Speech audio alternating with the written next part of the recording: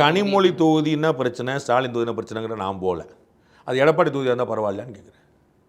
பிஜேபியில் ஒருத்தர் ஜெயிச்சிருக்கிறான்னு அவங்க தொகுதியாக இருந்தால் பரவாயில்லையான்னு கேட்குறேன். இப்போ வந்து இவங்க கன்னியாகுமரியில் வந்து காந்தி தொகுதியில் நம்ம வந்து பண்ணிட்டா பரவாயில்லையா? எனக்கு யார் கோயிலுமே கிடையாது. கட்டணமாக வேணாம் அவங்க முடிவு பண்ணிக்கிட்டுன்ற நீங்கள் யாருங்கிற மட்டும் தான் நான் நினைக்கிறேன். எங்கே கோயிலுக்கு நீங்கள் எங்கே போனால் அப்புறம் அங்கே என்ன பரவாயில்லையாம்பாங்க. நான் உங்களுக்கு புரியுங்களா? அப்போ உங்களுக்கு ஏடிஎம்கே இடிக்குது, பிஜேபி இடிக்குது, டிஎம்கே கசக்கு தான்பாங்க.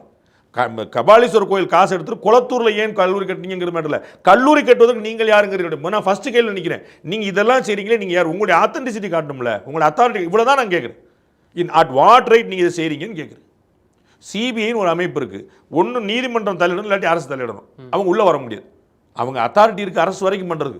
ஆனால் அதுக்கு ஒரு பின்னாடி ஒரு செக் வச்சுருக்காங்களே, அதை மாதிரி அறளைத்துறை வந்து உள்ளே வர்றதுக்கு என்ன இருக்குன்னு சொல்லுங்கன்ற. At what pace you are doing திஸ்ன்னு சொல்லுங்கள். வேறு ஒன்று நீங்கள் கோயில் கட்டுங்க, கல்லூரி கட்டுங்க, நீங்கள் வளம் கட்டுங்க, என்ன பேஸில் நீங்கள் யார் சார் அதை கட்டுறதுன்னு சொல்லுங்கள். எனக்கு அவள் மட்டும் சொல்லுங்கள்.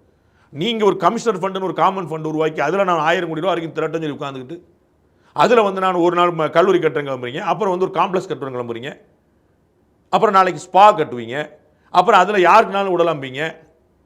இப்போ அங்கே இதில் குளத்தூரில் கல்லூரியில் வந்துருச்சு, பணி புரிகிறதுக்கு வந்து யாருக்குனாலும் உங்களுக்கு கொடுக்கலான்னு வந்துருச்சு. அதில் வந்து மாற்று மதத்தவர்கள் அப்ளை போட்டாங்க. அவங்க சொன்னாங்க, சார் நான் கோயிலுக்குள்ளே வரல, கல்லூரிக்குள்ளே வர்றேன், கல்லூரி படிப்பு எங்களை எப்படி தடுக்கலான்ட்டாங்க. வந்துருச்சா?